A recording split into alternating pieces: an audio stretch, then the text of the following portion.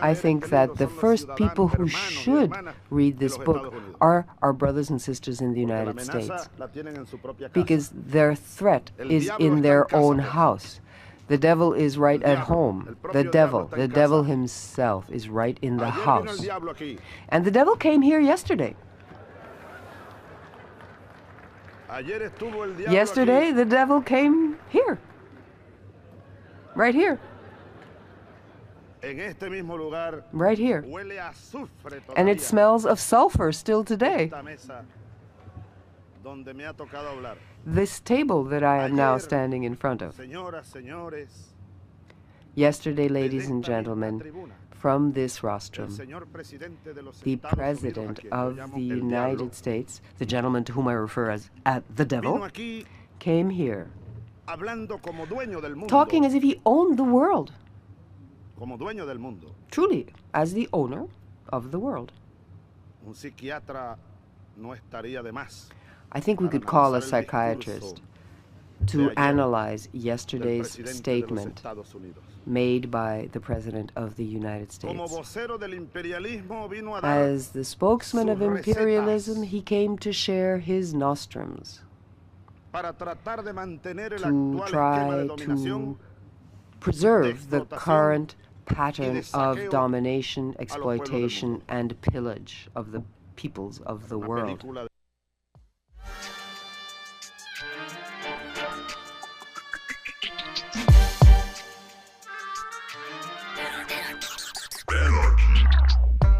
Welcome to the Michael Brooks Show. We're broadcasting live from Brooklyn, USA, where left is best, as it is everywhere else, with super producer Matt Leck. Hello. Chief economist David Quiscom. How's it going? Super producer David Slavic, roaming the digitosphere in the ever-expanding, ever-growing, ever-global TMBS universe. On this special Thursday edition of TMBS, we're also going to be doing Thursday next week as well, folks. We're talking about hands-off Venezuela, no support for any coup, but the broader problems and context to understand there. Bill Fletcher Jr., great writer, historian, labor activist, former president of Trans-Africa Forum.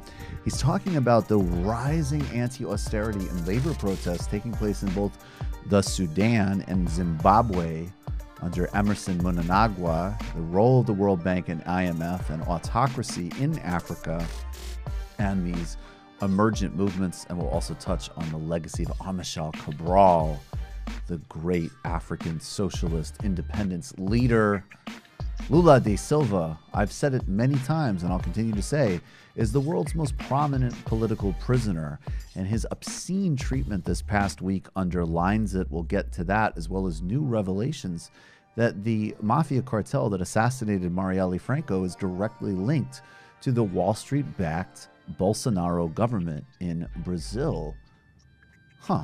Troika of evil, United States, Brazil, and a right-wing Colombia under Duque? We shall see. Maybe, maybe not, but almost definitely yes.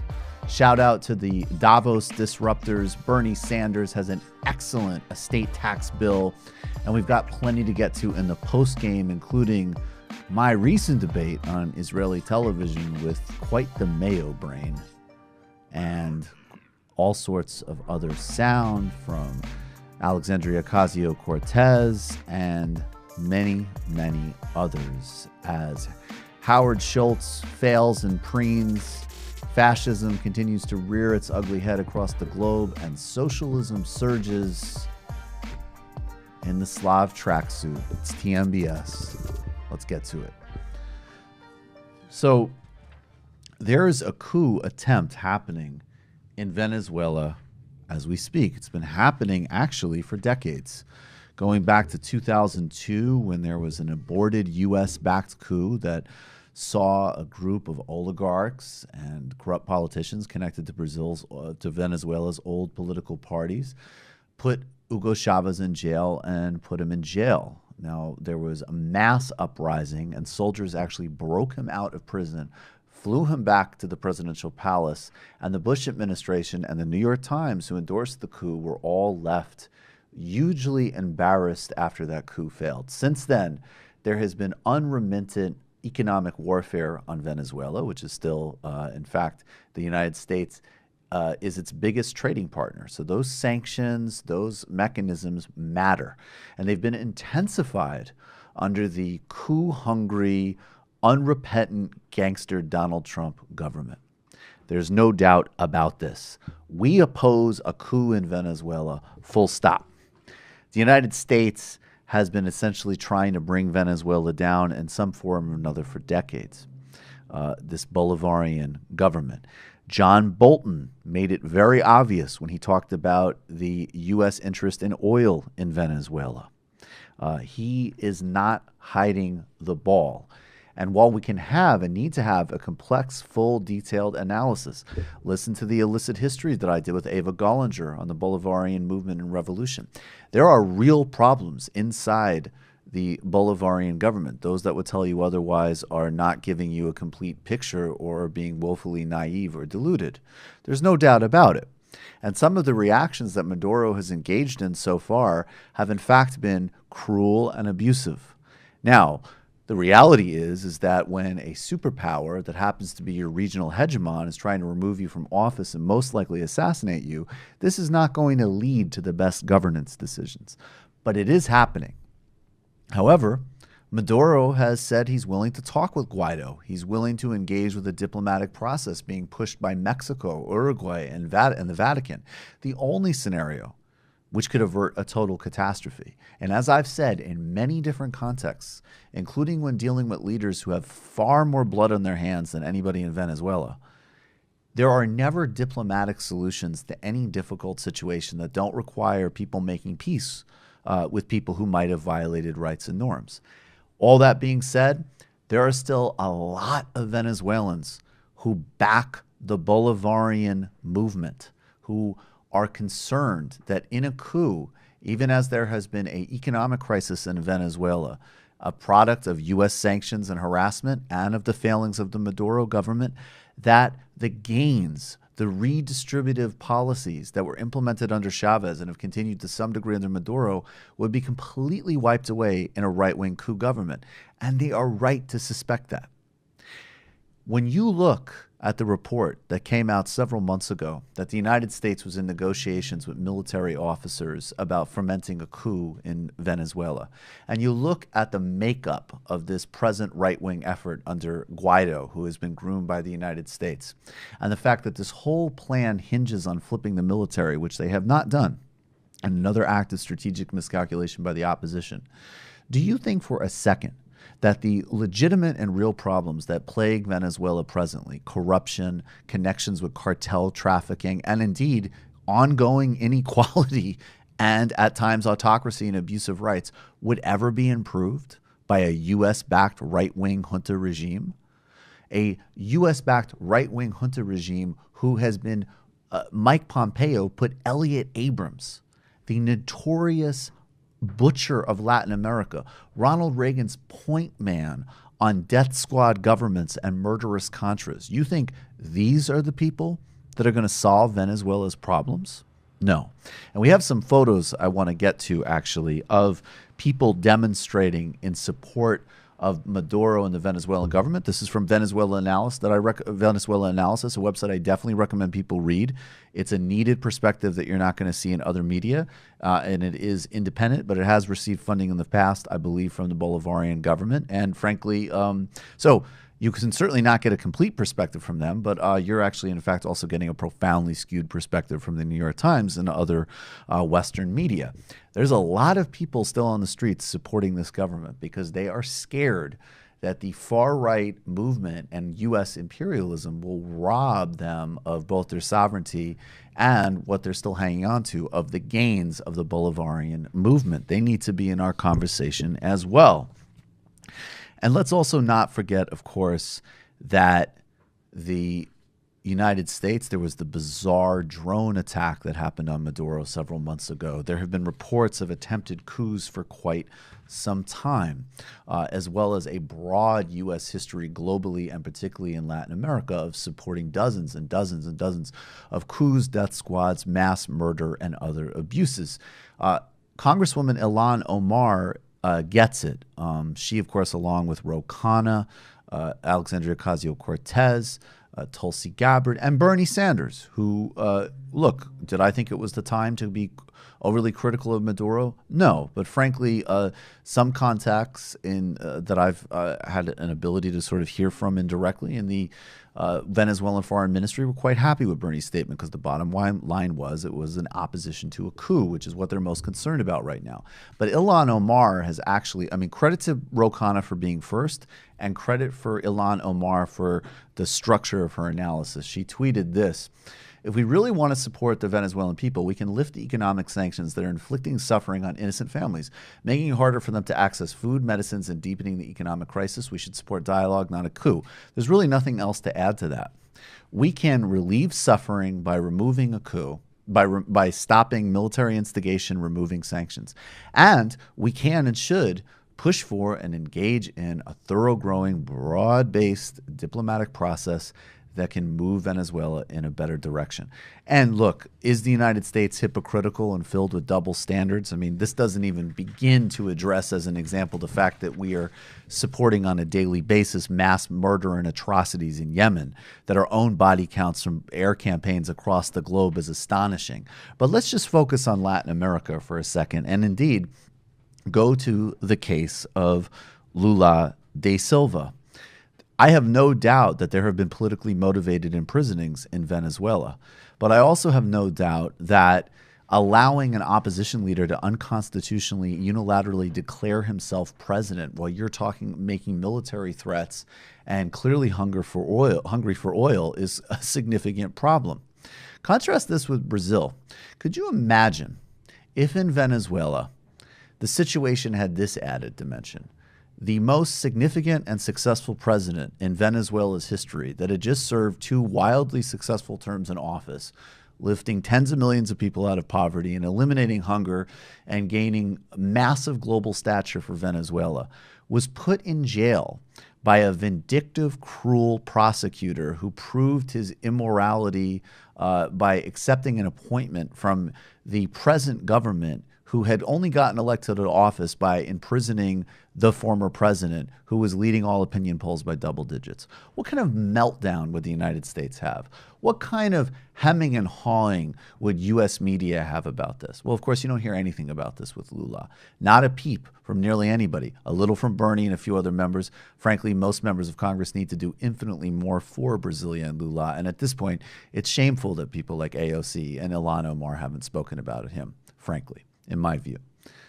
So that being said, we can observe the obvious contrasts, the obvious double standards, and we also can see that there's a clear path forward being advocated by people representing the Mexican and Uruguayan governments. We oppose coups, full stop. We oppose the Monroe Doctrine, full stop. And while we can get into the subtleties of this conversation, and nothing requires us to spin any particular perspective, and we can absorb criticisms of any government on earth, frankly, including the Venezuelan one, there is a fundamental position to have in a situation like it is now, with a far-right, belligerent, militaristic, rights-violating Trump regime continuing a bipartisan approach to attempt to instigate a coup and regime change in Venezuela.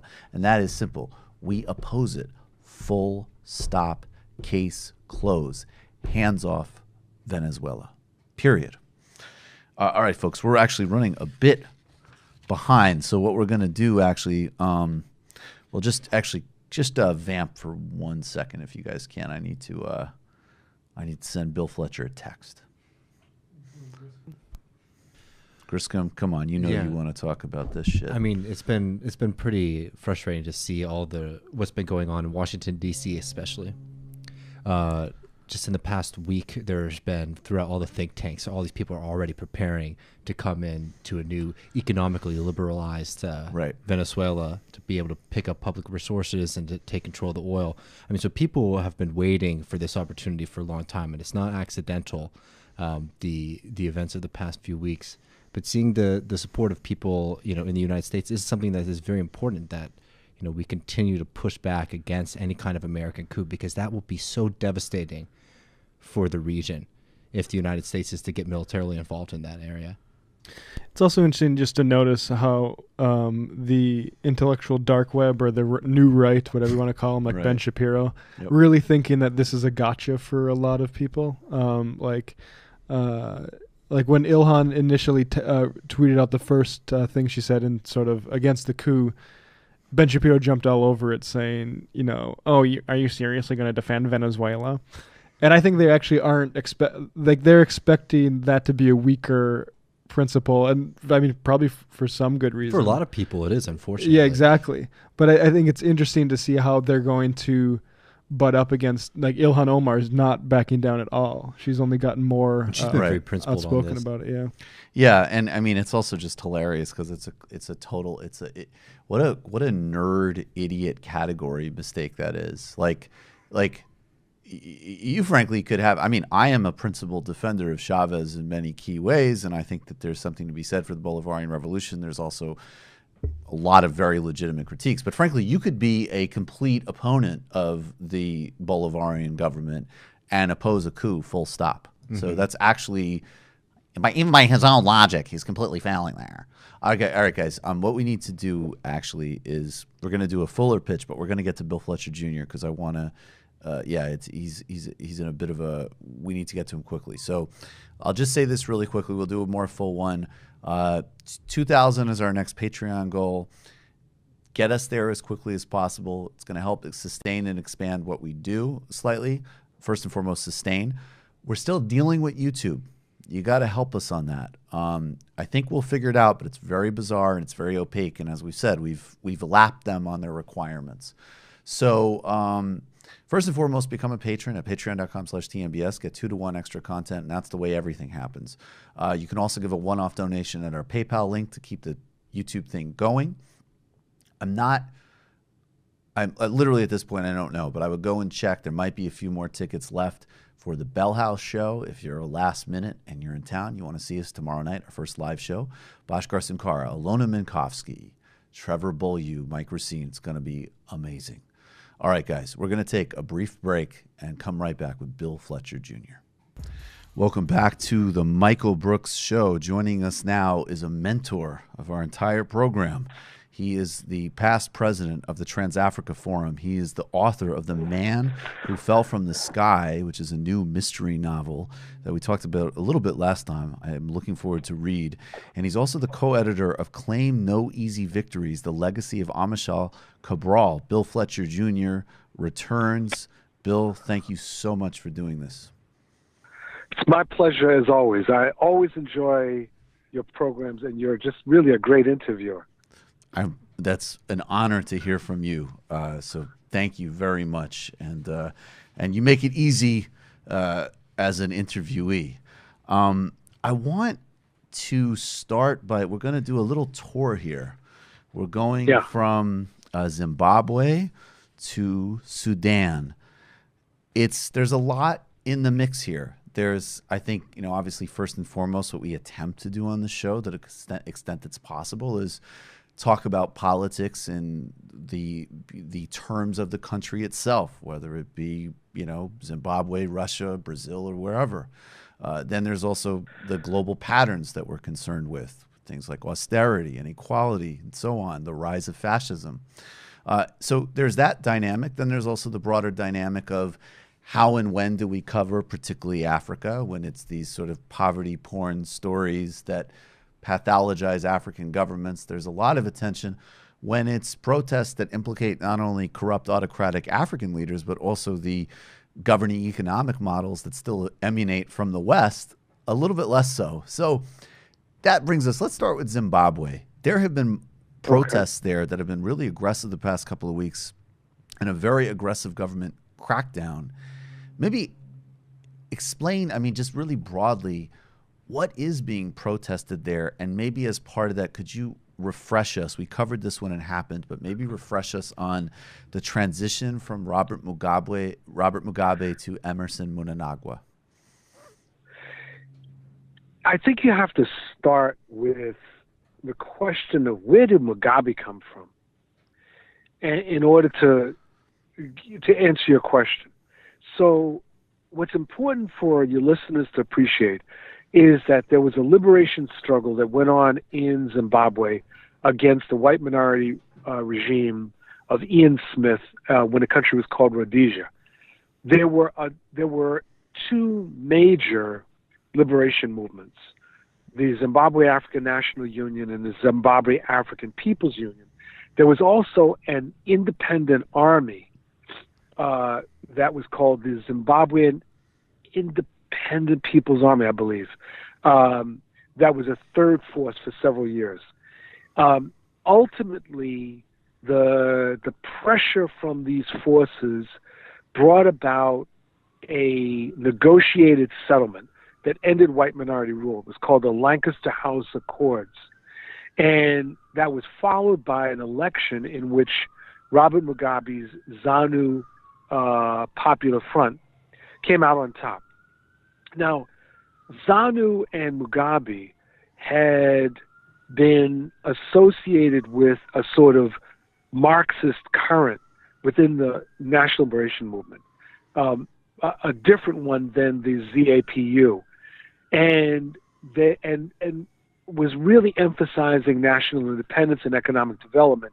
And there were very important reforms that were introduced in the beginning of the administration of Mugabe. At the same time, there was repression of opponents, both within ZANU as well as externally. A lot of that was ignored by many of us on the outside, particularly those of us that had been supportive of the Zimbabwean revolution. There was some level, Michael, of denial. Mm-hmm. And we let that happen. So that's the background. Then what happens is Mugabe stays in power, and ultimately, by the end of the 80s and early 90s, begins to institute economic policies that were largely framed by the international financial institutions. This created a lot of unrest among the population, and the Trade Union Federation, the Zimbabwe Congress of Trade Unions, which had been a part of ZANU-PF, separates, becomes an independent federation, and then finds itself in struggle with the economic policies of Mugabe. So that's sort of the background. Now, Mugabe ultimately is ousted for a variety of reasons, including that he basically antagonized pretty much everybody. It wasn't just antagonizing the West. He was antagonizing his own people and also antagonizing other elements of the Zimbabwean ruling class. And so he ends up being forced out. The new administration that comes in and is technically elected, and I say technically because there is significant controversy about the legitimacy of the election. Nevertheless, there was a willingness to give the new administration some latitude. The demonstrations that you were referring to were demonstrations that were sparked by a popular protest against fuel hikes. And then things exploded. And so when we track this transition, and what's happening now, those two sort of themes. So first of all, and correct me if I'm wrong, my understanding of looking at Zimbabwe before for segments we did on it last year and in general was that not only in the 1980s were some on the left and some who were committed to liberation willing to overlook some of Mugabe's abuses, but that actually, and maybe this is a stretch, but I feel like there was almost like a certain type of Benazir Bhutto parallel for a minute, because it seemed like there was a time when he was both, because he was a liberation hero, a friend of the left, but that actually he was also embracing in the 80s a lot of sort of World Bank, IMF directions. So he's very, he's very polished. He's very urbane. So he did good BBC interviews. So he was also kind of embraced by the capitalist order as well. And so I want to get to the extent to like, what is the dual process there of Zimbabwe's economy coming apart? Because obviously the narrative here is this is, African or left or kleptocratic. And besides the racist narrative of African, I mean, kleptocratic is certainly true. But what extent was the implementation of what the World Bank and IMF wanted other part of this broader breakdown? Well, that's a very astute observation that you're lending. That it was absolutely true that certainly in the 80s, that in the early 90s, that Mugabe was able to speak with forked tongue. He knew the language of Marxism. He knew the language of the left. He knew how to utilize it. We have many examples in our own country of leaders who were schooled within the left. They know the language. They know how to use it, but their politics have actually shifted. I'm not going to name names, but that is, it's not unusual, and that's exactly what was going on. What happens is Mugabe accepts the policies of structural adjustment, and at the same time, he had cut a deal with the white farmers to not move against them, and they were willing to support him, at least initially. There was a movement from the base that came from veterans of the Liberation War and others who were insistent that there needed to be land redistribution. Mugabe, when he was faced with a threat to his power, and the opposition, largely based in the labor movement initially, was really taking him on, all of a sudden he wrapped himself in the flag of Zimbabwean nationalism, embraced the veterans who were seeking land redistribution, and got ahead of it, claiming to be the leader of this. So he was someone that definitely spoke with forked tongue. The land redistribution needed to happen. The way that it happened, however, was very problematic because the question was who was going to benefit from the land redistribution. And this is where it's really important to have a class analysis and understand that the battles that have gone on around national liberation have not simply been battles for national freedom, but they've been battles for national freedom influenced by the classes that are operating within those national liberation movements. And so the class that Mugabe ends up representing was one that was interested in benefiting from land redistribution, benefiting from sovereignty, but they weren't talking about a thoroughgoing democratization of Zimbabwe. So that put that class that Mugabe represented against working people. And one of the problems in the United States is that many of us sitting on this side of the pond were transfixed by Mugabe's rhetoric and did not look at the concrete situation. And it was really funny because I went to Zimbabwe for a visit some years ago while Mugabe was the president. And one of the things that was fascinating was that, the leaders of the Trade Union Federation I was speaking to, they couldn't understand. Don't people understand who Mugabe is? That's what they kept asking me. It's like, why are African Americans entranced with this guy? Don't they see what's going on? And I tried to explain what the situation was, and I don't think I did it to their satisfaction. So when Mugabe ends up ultimately getting bounced, the new administration that emerges, as I was mentioning earlier, they got a pass, at least initially. But then the economic crisis, the issue of the real need to redistribute the wealth, etc., becomes a critical matter in Zimbabwe. And people start protesting. And that's when this massive repression comes down that stunned many people, because it wasn't it wasn't just the brutality. It was like the internet was cut off. I mean, external communication was cut.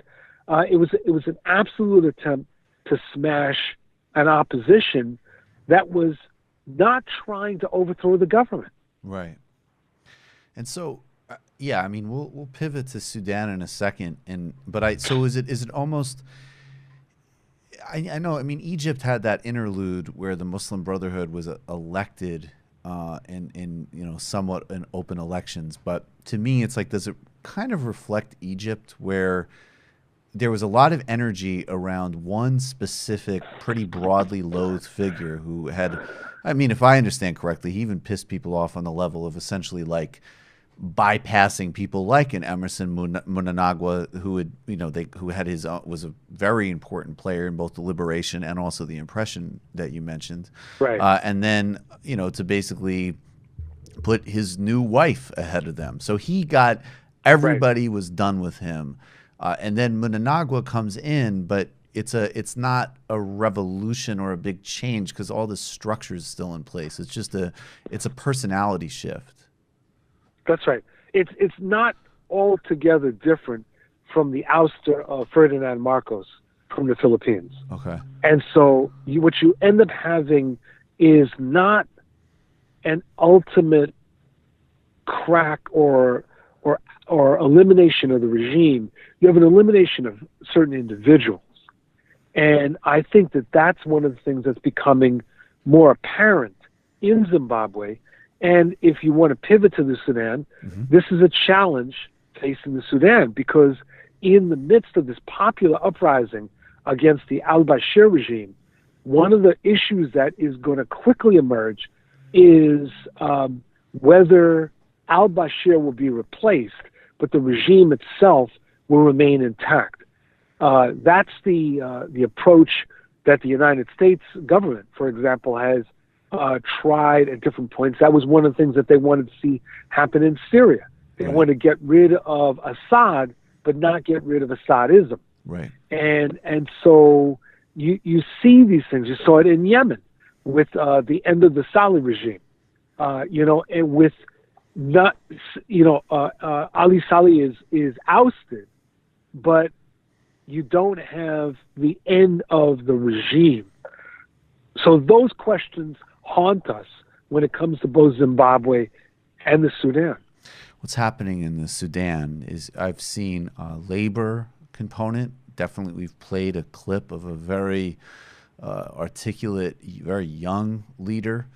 But is this also on that same axis of, obviously you have a repressive government. It's a government that has gotten a lot of attention in the West for being repressive, but not a lot of attention for, again, following a very similar World Bank, IMF-driven formula and generating a lot of inequality and a lot of hardship for working people.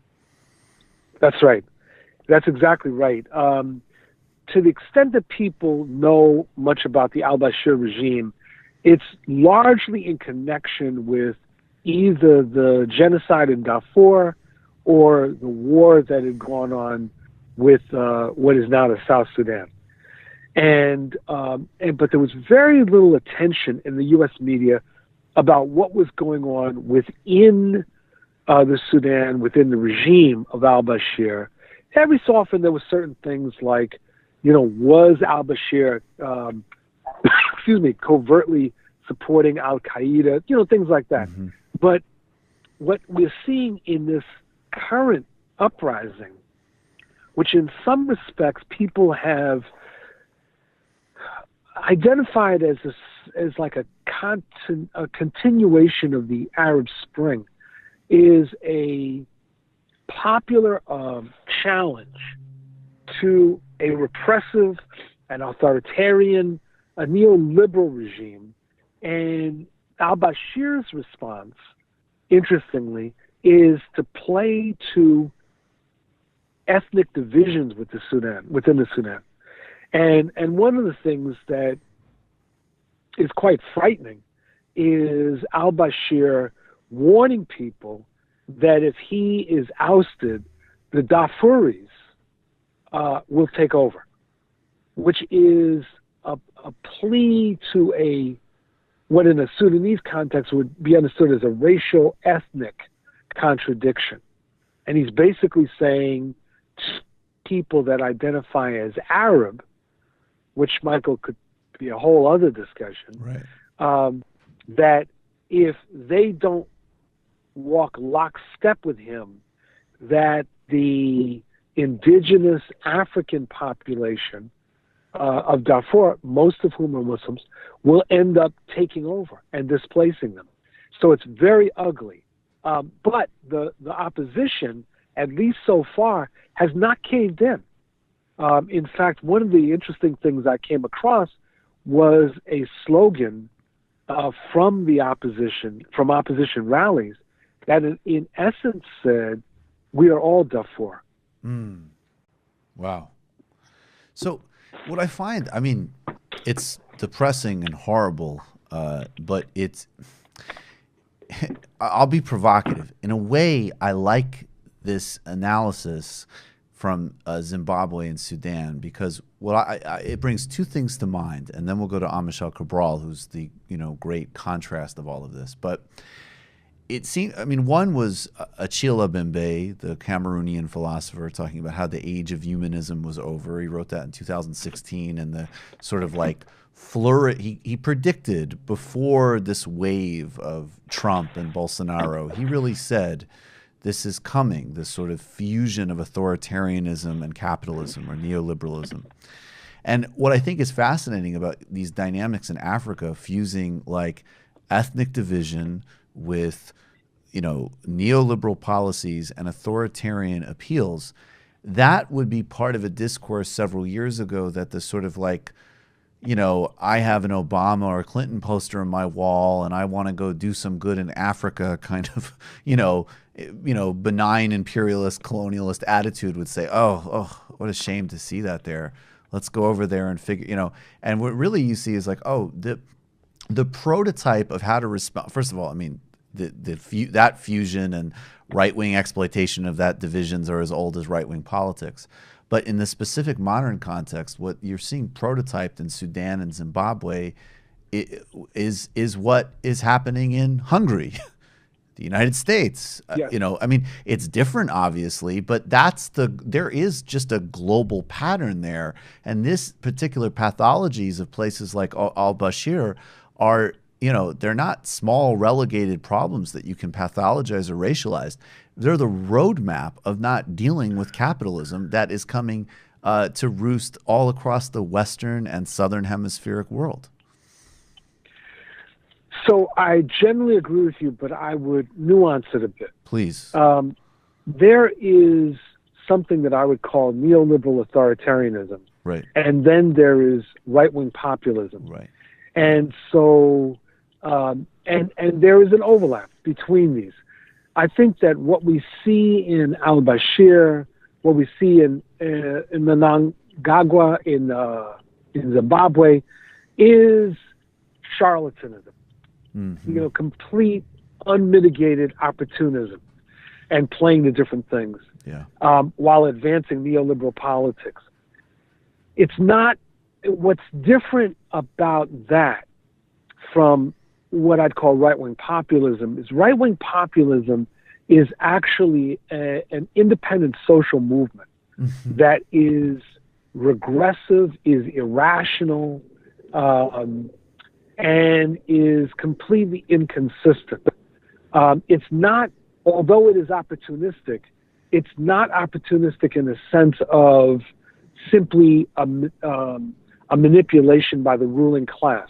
It's a movement that is a movement against the future. Yeah. And so what we see, oh, bless you. Bless you, Bill. You all right? Yeah, I'm sorry. I got a cold. Oh, sorry about that. Okay. No, I'm sorry. What we see in places like the Sudan are repressive efforts in order to hold in place a particular ruling group. Mm-hmm. And they are manipulating, as frequently happens, ethnic racial divisions.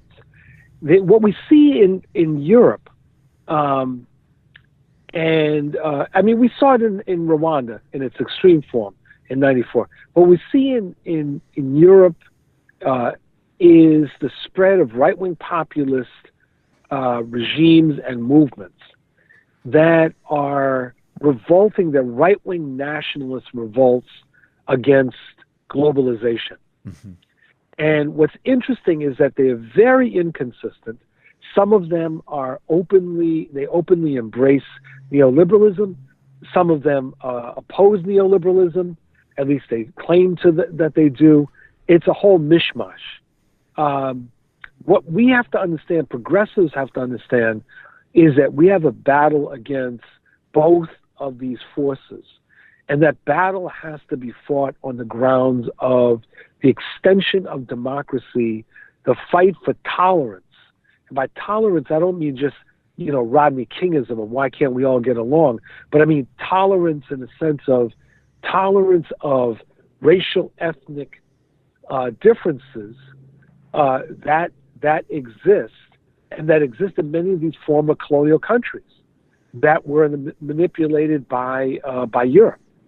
So we're looking at a very, very complicated situation, and so what we see in the Sudan is al-Bashir understands the way so-called race has been played to divide the Arabic populations from the indigenous African populations. He is using that in order to retain power. Mm-hmm. So, yeah, that's okay. No, I always appreciate those distinctions. And I think that, yeah, right. Because this is part of my job, I'll bumper sticker it. We have to fight Macron and Bolsonaro. And they're both, yes. Yeah, they're huge problems, but they're both different. And we both need a distinct left track from both of them. And I love the frame of really the deepening and widening of democracy, because I think that does actually do a really good job of like enlarging the polity and dealing with difference, and then also the other and complementary track of democratizing the workplace and the economy so they can be synthesized exactly. and synergized. Yes. Okay. So one of the people that helped influence, I know, your thinking, and now through your thinking, mine, and I actually think part of the project here is actually just globalizing our sources, so that, instead of saying like, oh, well, I don't want to read the West or whatever, you say, well, first of all, is what you're calling West really West, and is East really East? I would question that to begin with. And secondly is, well, you want to be reading everybody. You want to be enlarging your capacity across the board. And Amilcar Cabral is one of the most important revolutionaries and thinkers that we have to draw from in the 20th century. So could you talk about him, who he was, where he was coming from, and why he resonated so much with you? So it's Amilcar. Cabral, excuse me. Amilcar. And that's okay. And so he was Cape Verdean, and which is actually very interesting and ironic on multiple levels. But the Cape Verde and Guinea-Bissau were sort of co-colonies of Portugal. Portugal had several African colonies: Mozambique, Angola, Guinea-Bissau, Cape Verde, São Vicente, I think it was called. There were a couple of islands, island areas that they also had, and And Cabral was an agronomist by training, and he, in the 1950s, along with other leaders from Guinea-Bissau and Cape Verde, as well as leaders from Mozambique and Angola, began discussions about a national liberation movement against the Portuguese. So he ultimately theorized and led in the development of what came to be known as the African Party for the Independence of Guinea-Bissau and the Cape Verde Islands, PAIGC. That was the acronym in Portuguese. And he was ideologically a Marxist. He was but in his writings, it's not like he throws around a lot of quotes from Marx or Lenin or anyone else, but his methodology was Marxist. And he led in the building of this party, which ultimately in the early 60s turns towards armed struggle against the Portuguese because the Portuguese repressed real opposition and peaceful opposition. So the PIGC starts gaining not only support domestically but internationally, and it gained independence in the aftermath of the Portuguese Revolution in 1974. But by that time, the PIGC controlled 2/3 to 3/4 of Guinea-Bissau. Now, Cabral was himself killed. He was assassinated in early 1973. And the circumstances of that murder have always been complicated and shrouded in some degree of mystery. But what it appears is that the Portuguese secret police, known as the PIDE by their acronym, conspired with dissidents within the PIGC, and they killed him. There may have been an attempt to kidnap him, but in either case, he was killed. And what the murder of Cabral, what many of us that were admirers of Cabral did not understand at the time. And actually, I saw Cabral speak in the United States shortly before he was murdered. Oh, wow. And he spoke at Lincoln University in Pennsylvania.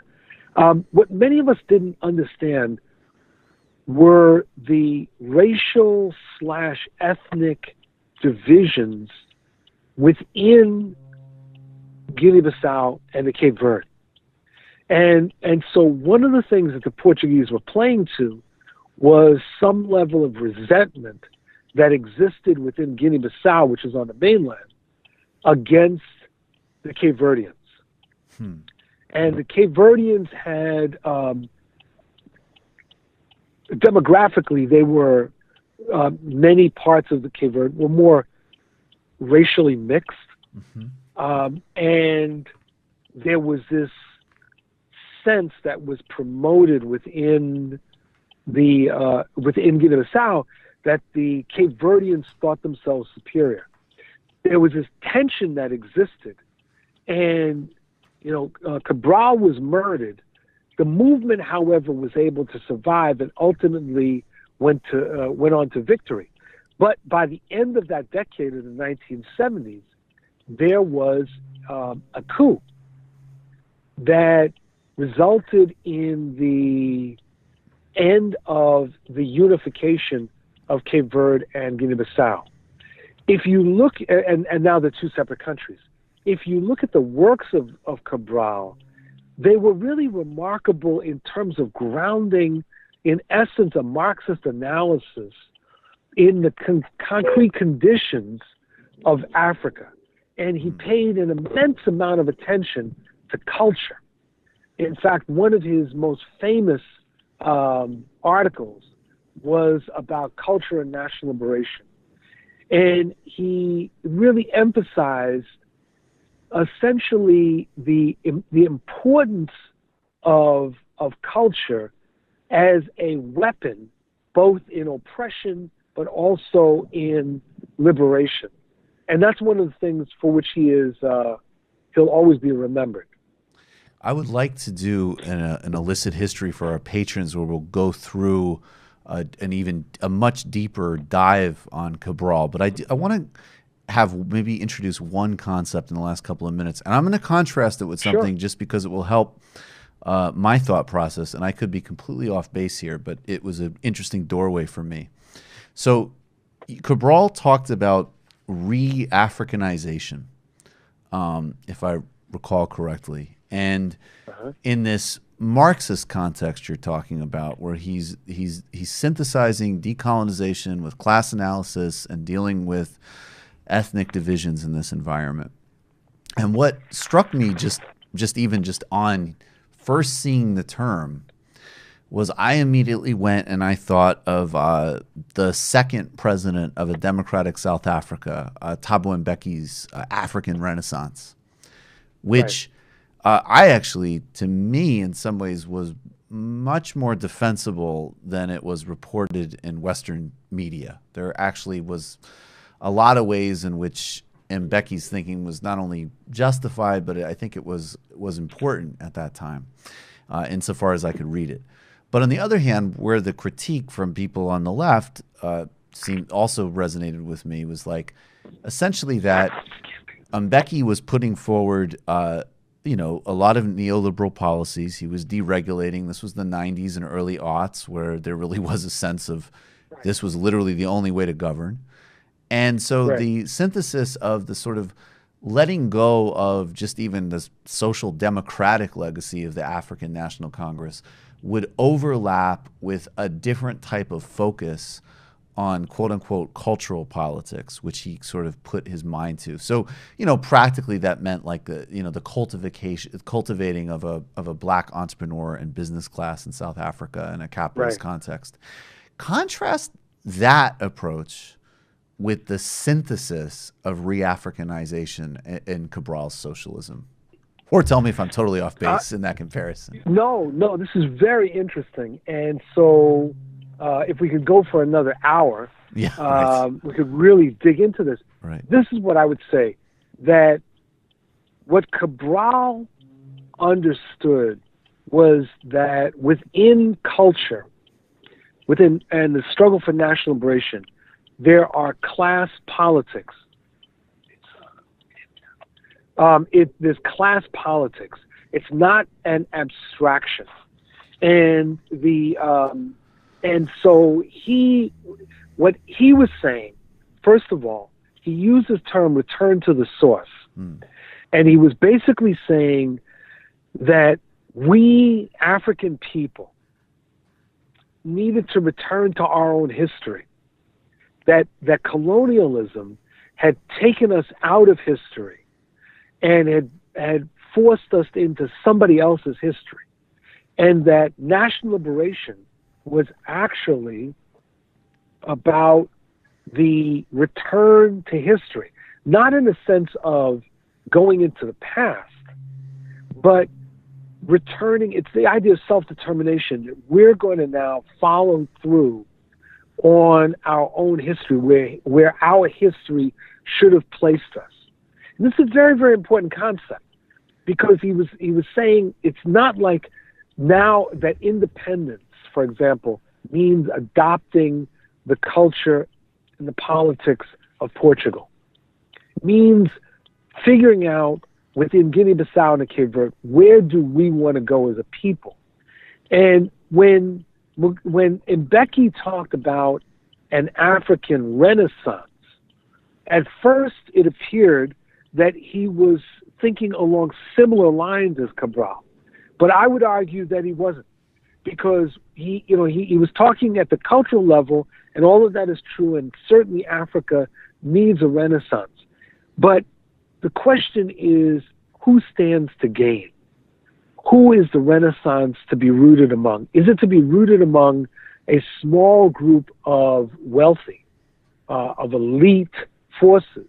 Or is the Renaissance to be rooted among working people? Which takes us to Cabral's other notion of class suicide, where he talked about the petty bourgeoisie, what is sometimes thought of as a professional managerial strata, that they had a very, very important role to play in building the revolutionary movement, but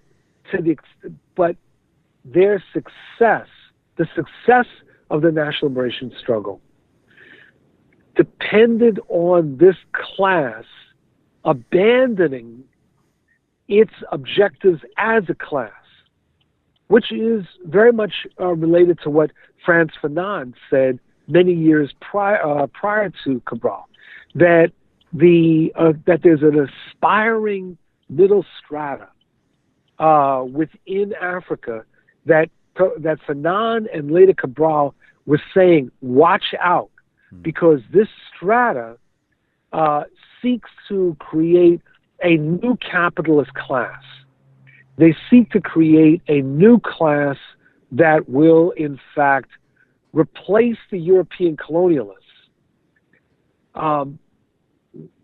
They will look like the people at the base, but they will, in fact, also be oppressors. And therein lies the difference between a Cabral and an Mbeki, because Mbeki was not talking about any kind of class emancipation. He was talking about the replacement of, in the case of South Africa, a white minority elite with a black elite. Right. So in some sense, I mean, as much as in some ways, I mean, I think Mbeki's a fascinating figure, and there's a lot of problems with him, and I think some very important things about him. But in that frame, I guess Fanon and Cabral were actually warning us in advance of Mbeki's project. It would be one way of reading it. That's exactly right. Bill Fletcher Jr., I just appreciate your time immensely as always. We'll hopefully do an illicit history soon of Cabral. I will have the name down 100% at that point, I promise. And maybe sometime also you could come in studio in New York. We would love to have you. I'd love to be there. And no, absolutely. And I love your program. I'm hoping that your listeners make the contributions financially to keep you going, because you occupy a very, very important niche, and I want to make sure you continue to do so. Bill, I'm really honored by that. Man Who Fell from the Sky. It's a fascinating mystery novel. Read it. Bill Fletcher Jr., follow all of his work on his website and on Twitter. Bill, go kill that cold and have a fun evening. Thanks a lot. Thank you so much. Take care. That guy is amazing. Yeah, I always That's usually why I do pre-records with him, because after a couple minutes talking to him, I get that download. I'm just like, yeah, Bill Fletcher Jr. is really fucking smart. I always think it's like good that he doesn't have his own podcast. Exactly. Yeah. It's the future's like, hey, so Michael, I'm thinking of getting into podcasts. Oh, no. It's totally not worth it. Leave that to us. Don't lower yourself, bro. You're an important historian and activist. You got to make dick jokes, do impersonations. Imagine Bill Fletcher Jr. drops a podcast and all of a sudden just like also busts out like a great Trump impression. Just like, fuck. I bet he's got one. Oh, I bet he does too. But that might be a testament to how much Trump has literally rotted all of our brains. That asshole has made us all have an impression of him. Yeah.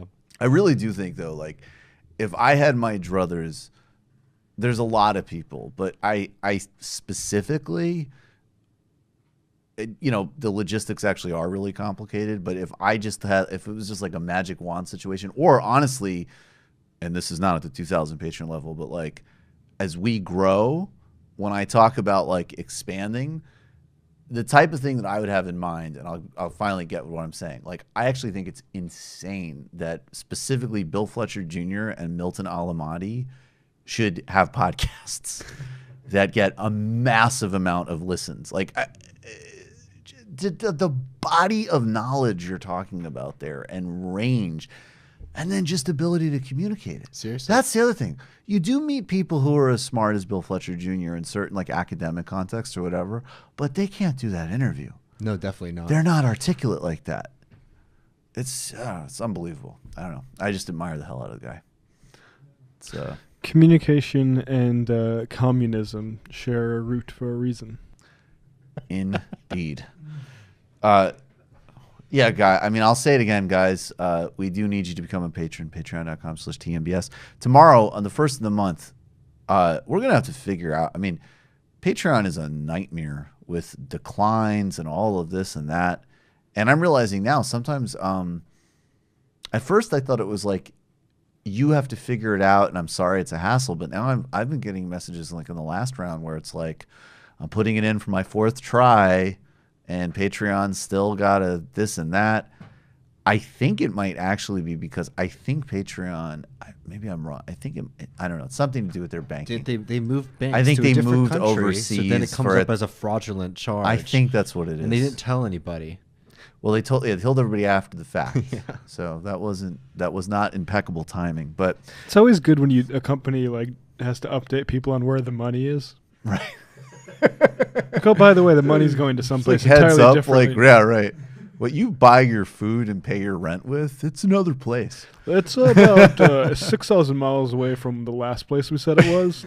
We'll keep you posted, though. Yeah, right. People like who your livelihood depends on, it might look like they're trying to buy ecstasy on the black market. So we'll figure it out. But anyways, make sure all of your stuff is good and in order. And within the next couple of weeks in February, it shouldn't. I mean, I think we'll probably actually go well past it, to be honest. But let's hit that 2,000 goal and sustain it and keep everything going. Give it a try. There might be a few more tickets for the live show tomorrow night. We're excited. We're gonna have a great time. It's gonna be amazing. I liked how. Maybe we'll play that later. But I liked how Griscom tweeted out the video of Bernie in the Spitz singing and what was the song? This land is your land. This land is your land. Yeah, and he said, "This is funny that this should leak before our live show," as a foreshadowing of the ethos of the TMBS live show. I have a feeling it's not going to be too different. No, not at all. All right, let's get to the shout out. Let's get to the shout out. Shout out, shout out. Creepy. Shout out, shout out, shout out. Weird. I think that's creepy. It's incredible. Shout out, shout out, shout out, shout out. Why is Alex Jones so fucking funny? Shout out, shout out. This is out of control. Really is I funny. really miss him. I kind of miss him too. That really is though a testament to such profound cynicism. Right. I know. I realized it as soon as I said it that some people get so mad at me for my love of Alex Jones. I get it. He's a bad guy, but he's a character. Man. Yeah, don't get mad about that. That's a little ridiculous. Somebody was upset that we haven't been updating as much on Alex Jones. He's not in the game, but guys. like for instance, there's some stuff with the Sandy Hill lawsuit, I believe. Sandy Hook. Sandy Hook, yeah, sorry. I think they got rights to his documents. Yeah, got to go into discovery. That's all good, but the main reason we were covering him was, well, number one, it was good YouTube content, but also number two, he was on YouTube and he was like be a public sort of figure.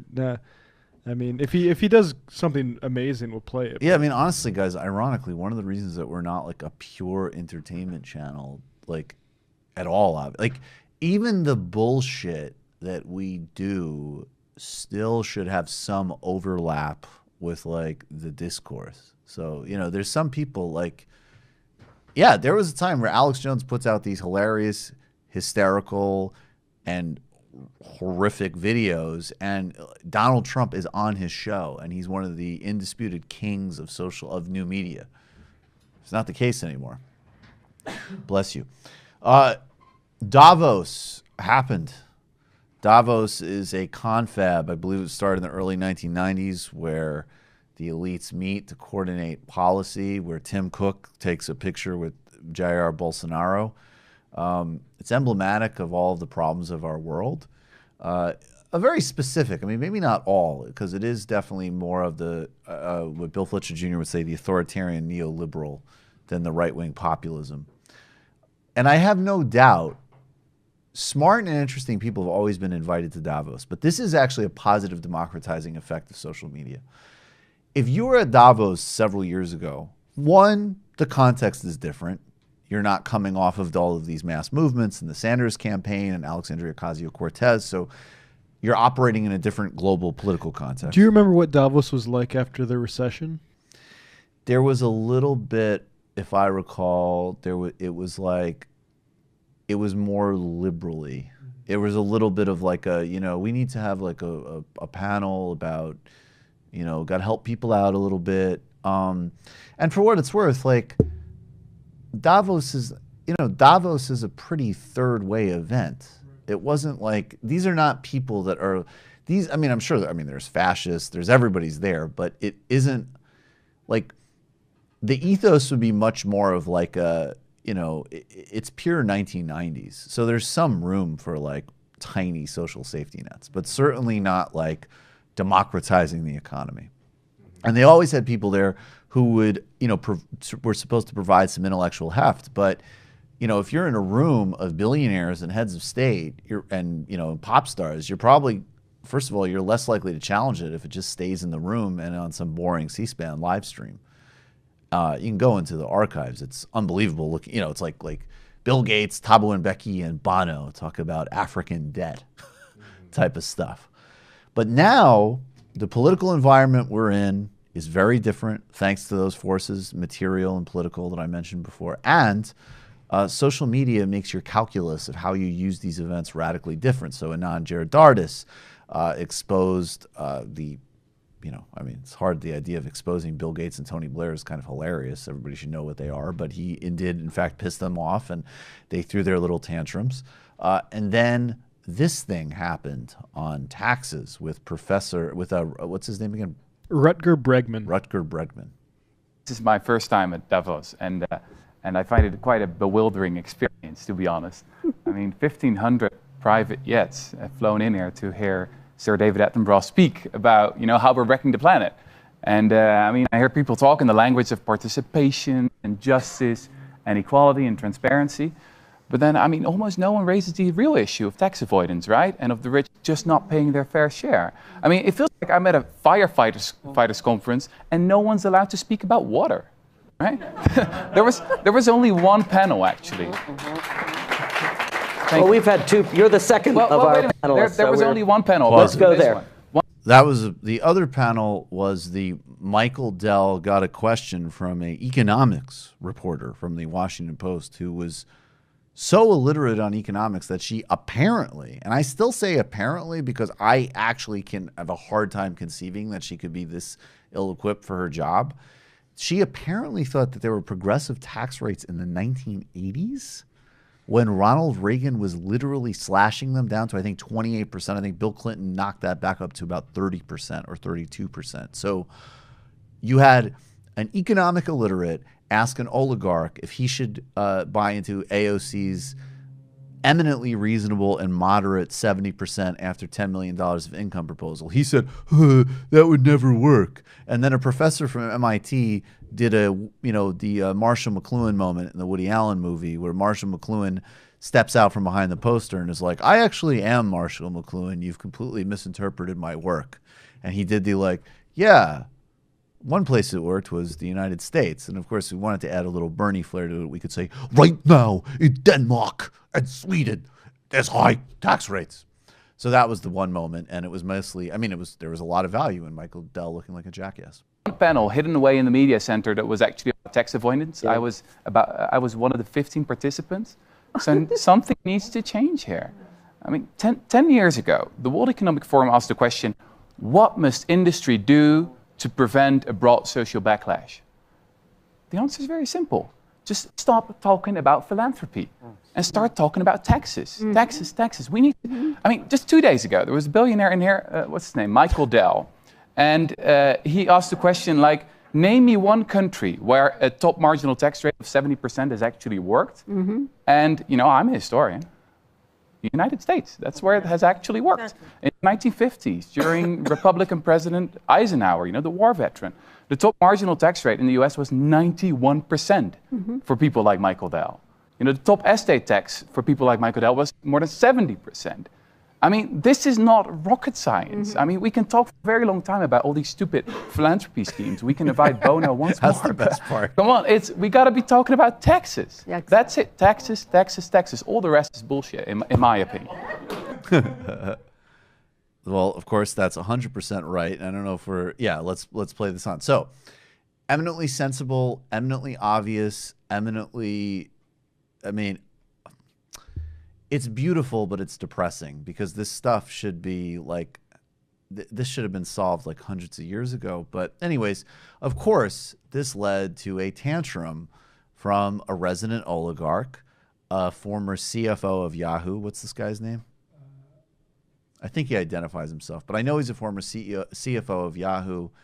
And it's a Ken Goldman. Well, Ken Goldman has got some whining to do. Honestly, this is a very one-sided panel. The U.S. basically has the lowest unemployment rate ever, the lowest black unemployment rate ever, the lowest youth unemployment ever. We've actually reduced poverty around the world. No one's talking about that at all. So I like the panel to talk about beyond taxes, which every one of you have talked about. The only thing you've talked about in this whole panel on inequality, what can we really do to help solve inequality over time beyond taxes? The gentleman who talked about... This is pause.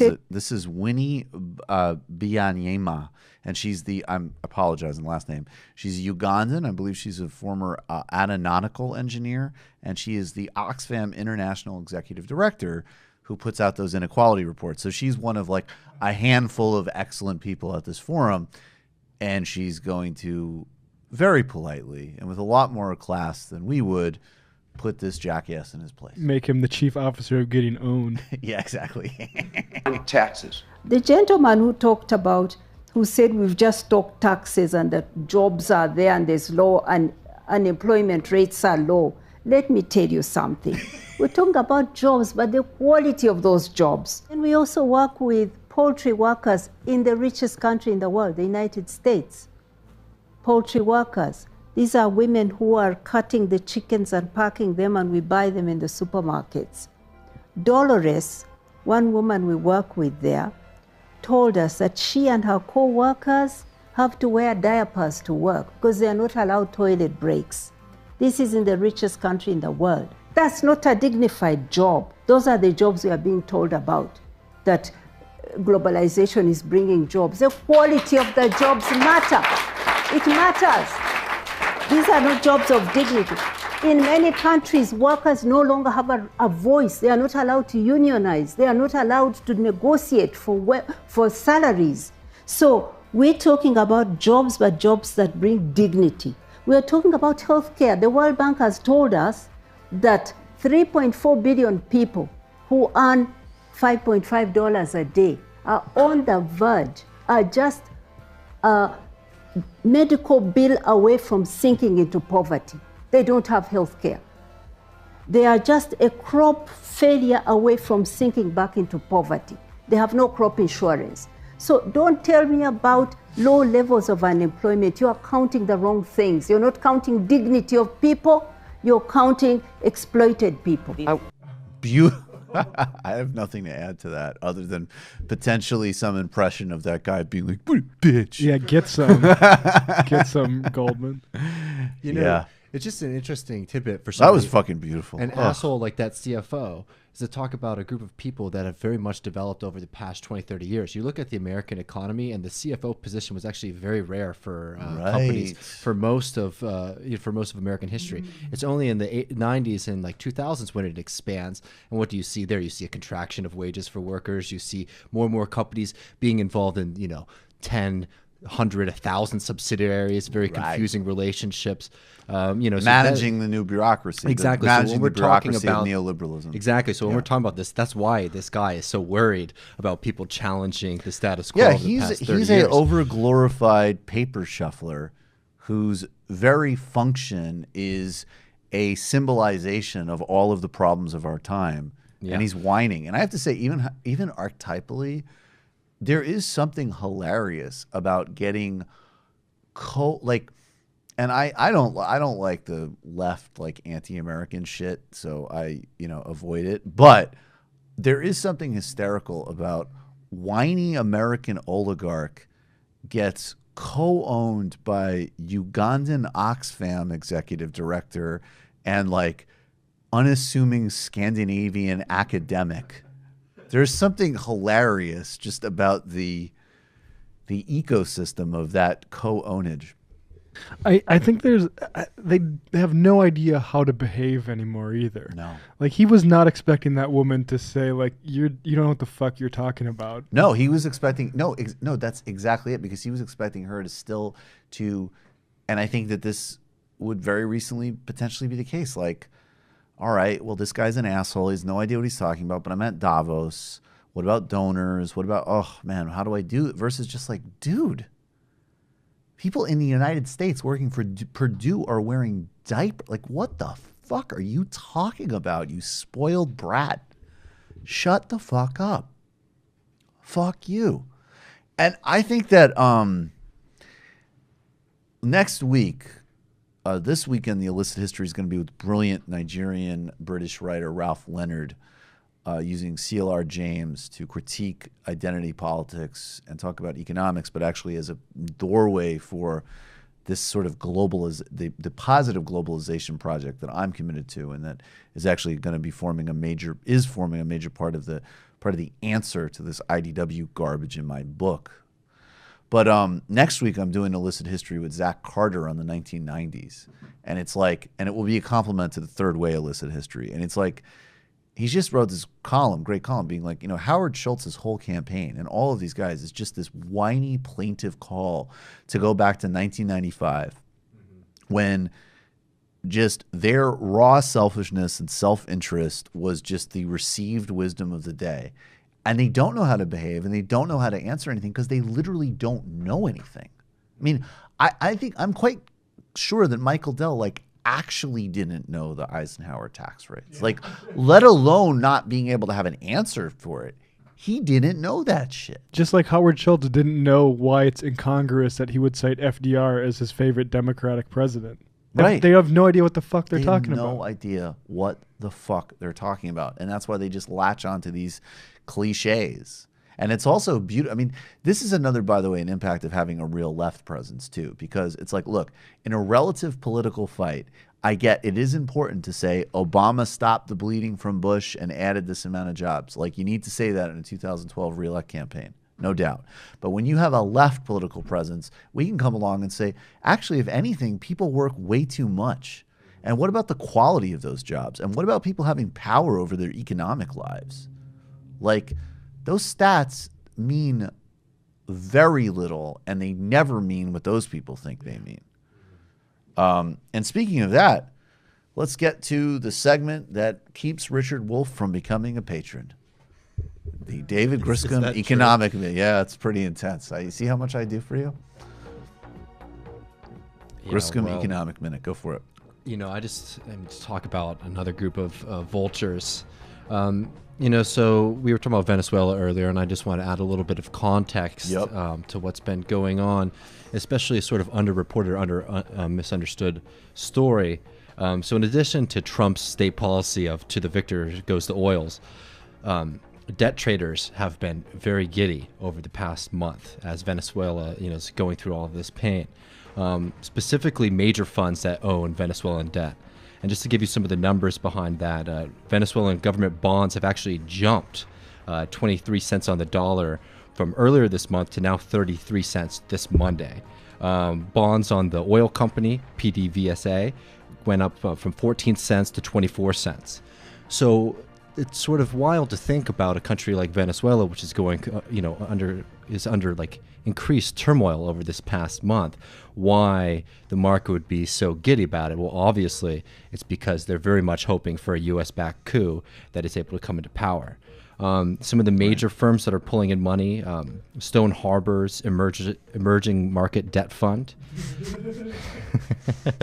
That should be illegal by name. Oh, man, I shouldn't have even tripped up on that one. You know what we got should some do? Better ones coming. Sorry to butt in here, but we should do a game where we make up a few of these and try to guess which ones are real. Oh, definitely. All right. Make a note of that, because that is definitely, let's do that for post-game next week. Well, that $1.2 billion firm is up 5.9% this month. $6 billion firm, the T. Rowe Price Emerging Markets Bond Fund, is up 5.4%. BlackRock, which we all might know, which is $2.7 billion in their emerging market bond fund, they're up 5.2%.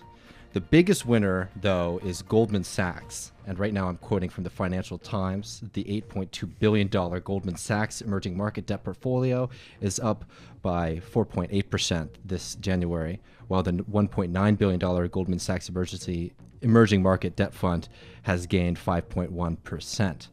Now, it's important to recognize that while all these people are coming in on Venezuelan debt right now, Venezuela, the government of Venezuela, is not able to restructure the debt that they have. And it's been getting much worse because they're unable to get U.S. currency.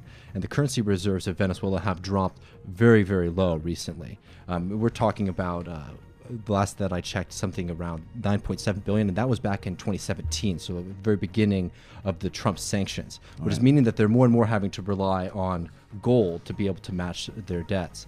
So there's basically, this crisis that's been created by U.S. sanctions and, by issues with monetary policy within Venezuela, which now people are coming in to take advantage of.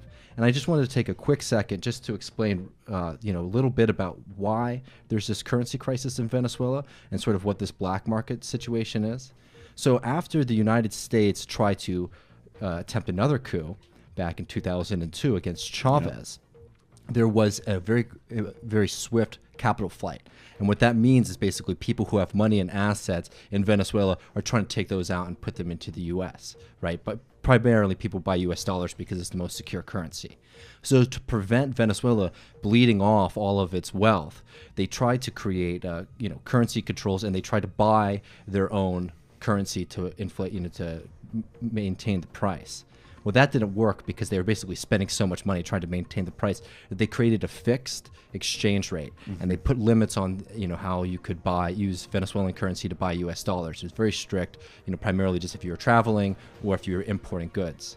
Now, the importing goods becomes very important because basically what happened is you had an exchange rate that was very cheap to buy goods and import into Venezuela.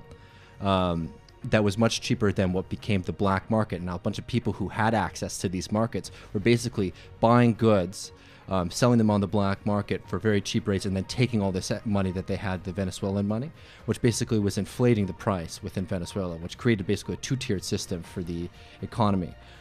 And, right now, that's how you have this very low fixed exchange rate where the government is pretty much unable to buy imported goods on the fixed exchange rate because the black market is so much more profitable for people who are importing. Right. And it's created a lot of significant issues for the Maduro regime, especially once the price of oil dropped. And once the price of oil dropped, you basically lost a lot of revenue, which is only going to get worse with U.S. sanctions, which also make the debt crisis worse for Venezuela, which also make it more difficult for Venezuela to be able to raise their own funds to have a functioning economy. So, you got to understand that within the Venezuelan system, there have been mistakes by the government, but there is an economic war that is basically pushing the inflation rate so high. They're not letting Venezuela pull out money from their own bank accounts. Exactly. So, and basically, Venezuela doesn't have any foreign currency reserves anymore, right? Which have all been exhausted. Being stolen. And now all the gold that they have elsewhere is now being seized. And now the United States is saying that the opposition leader, has access to all the U.S. Controlled assets. So it's an attempted coup.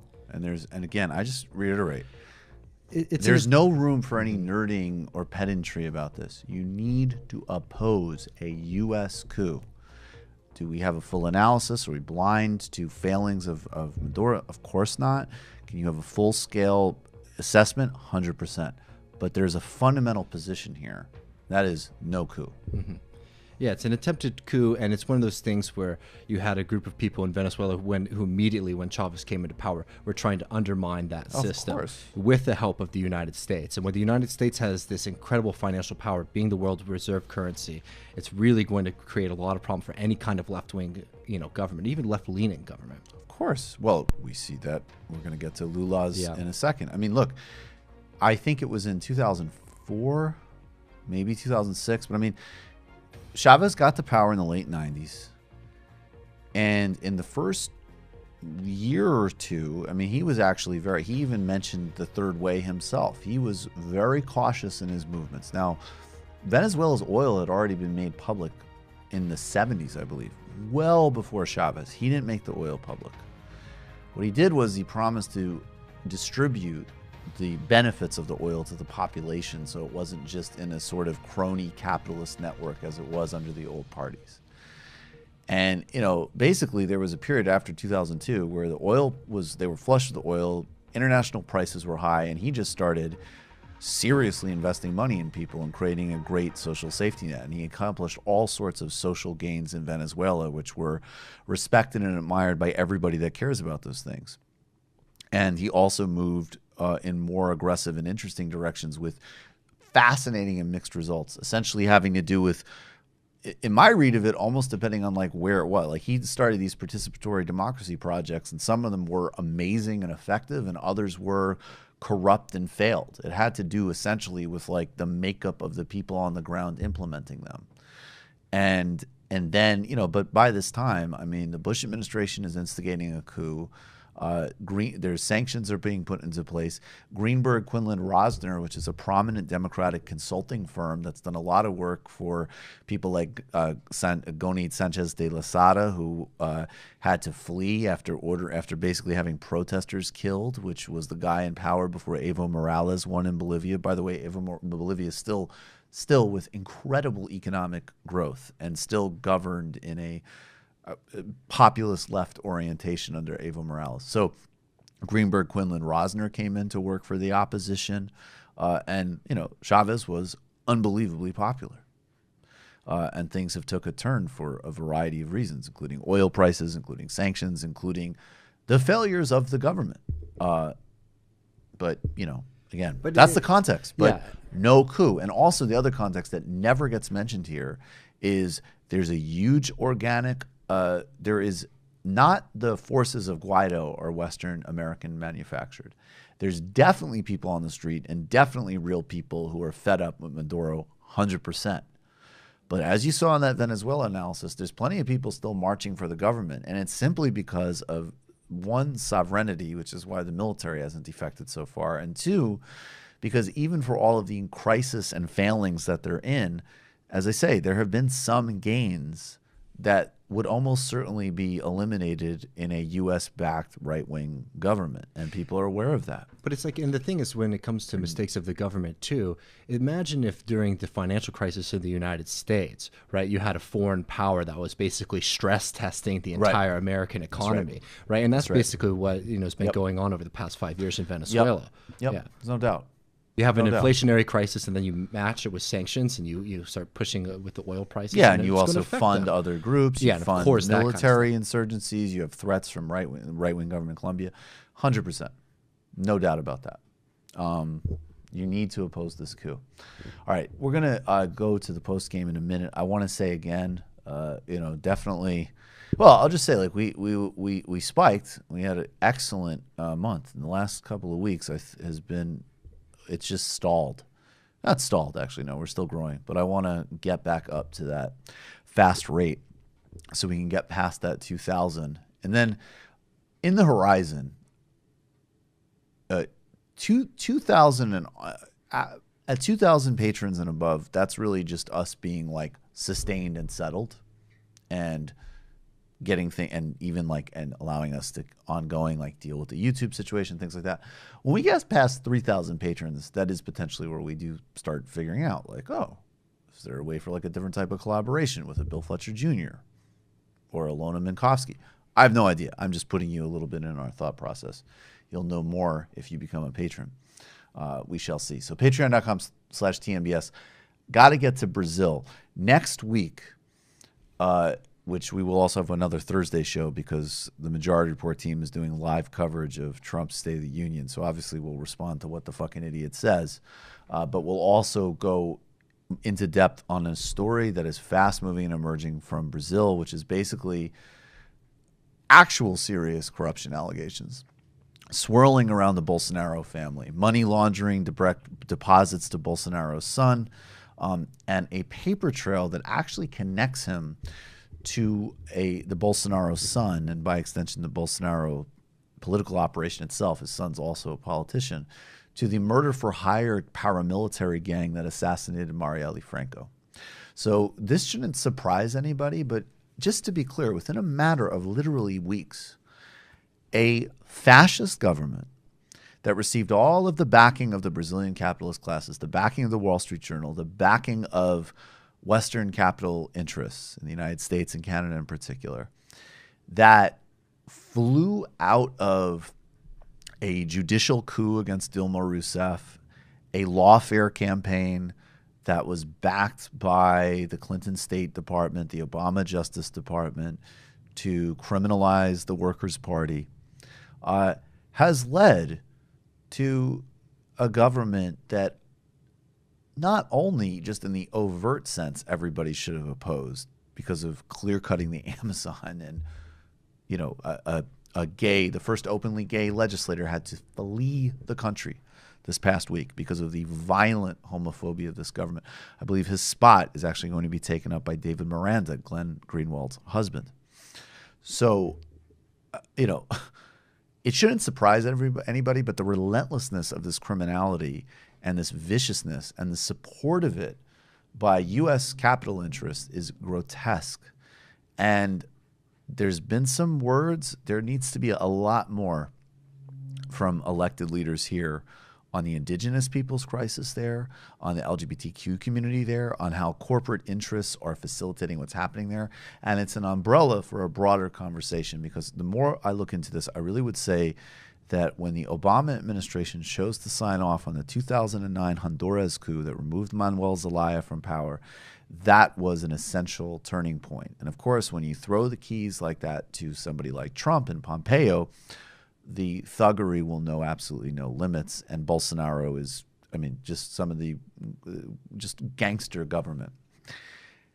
This past week, Lula da Silva, who, as we always say, was hounded by a vicious, cruel, far-right prosecutor, Sergio Moro, who Notre Dame gave an award to.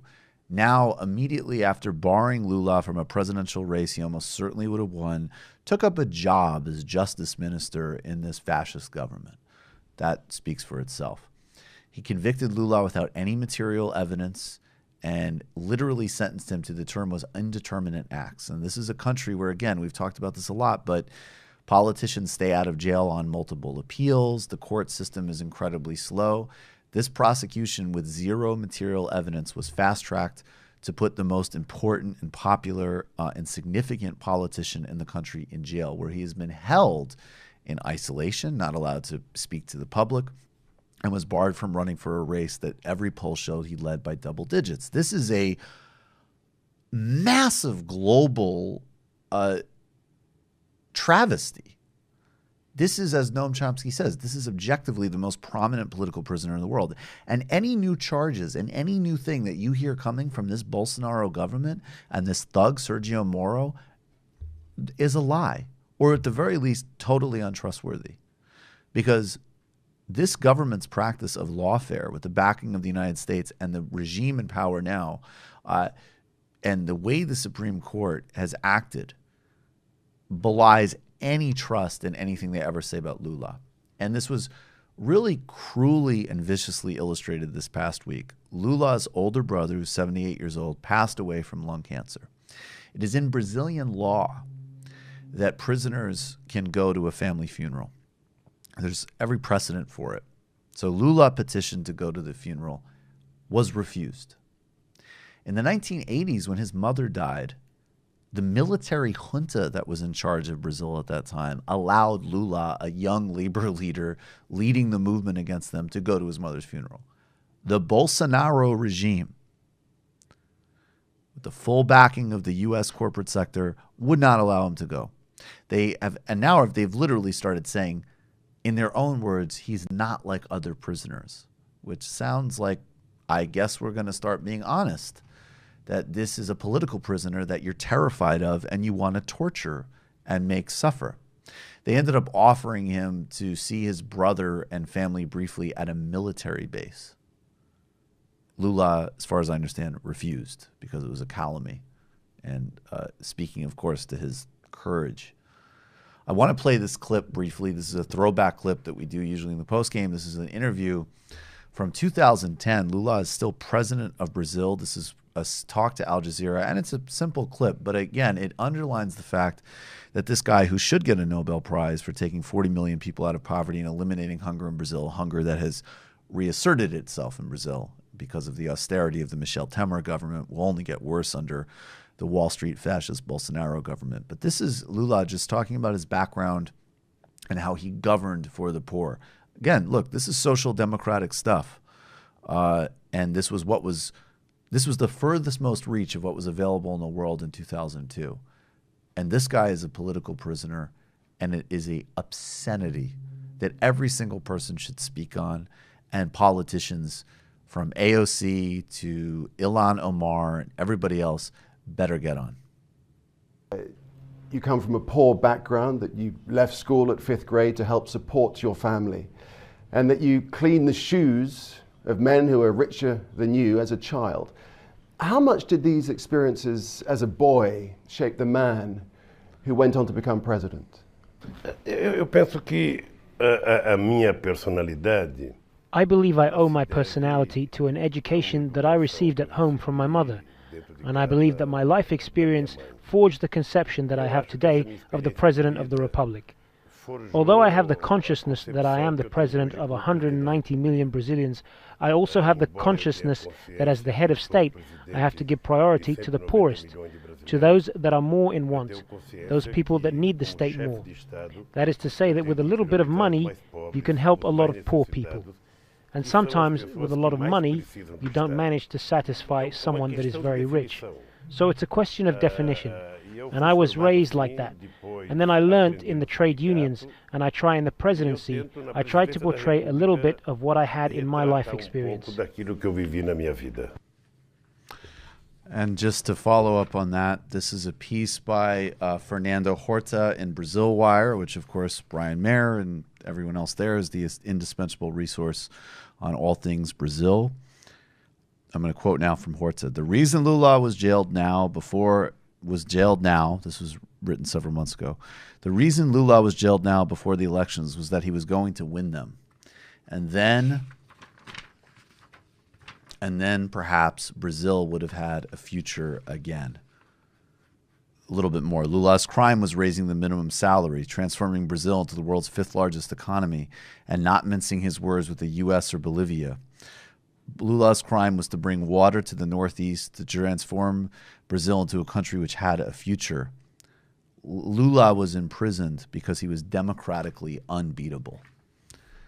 And that's the bottom line. And it's an absolute obscenity that obviously I and we will continue to speak on, and we all must speak on. All right, folks, we're going to go to the post game. We've got a bunch of clips to play you. We've got to talk about this awesome new Bernie Sanders proposal on a wealth tax coming out. Excellent piece of legislation from Bernard. Also some pretty cool clips of his that are coming around. I guess he's got like a new comms director on Twitter that's posting some awesome stuff he did in the 80s. I had a crazy appearance on Israeli television. Actually, I mean, I was polished and smooth, but the guy I was talking to was crazy. Host was interesting. A bunch of other clips. Take your Discord questions. I'll see if we'll get to some calls. We're going to be pretty tight because we actually, as soon as this is over, we're going to go and do some of our final run-through for the live show tomorrow. You can check at the Bell House. There might be some tickets left. Go check it out. Become a patron today, patreon.com/TMBS. Spread the word. If you're new here, welcome. Know we've gotten a bunch of new subscribers. Thank you, Matt. Thank you, David. Thank you, David. Thank you, Forrest. Thank you to all patrons. Peace and love. Left is best.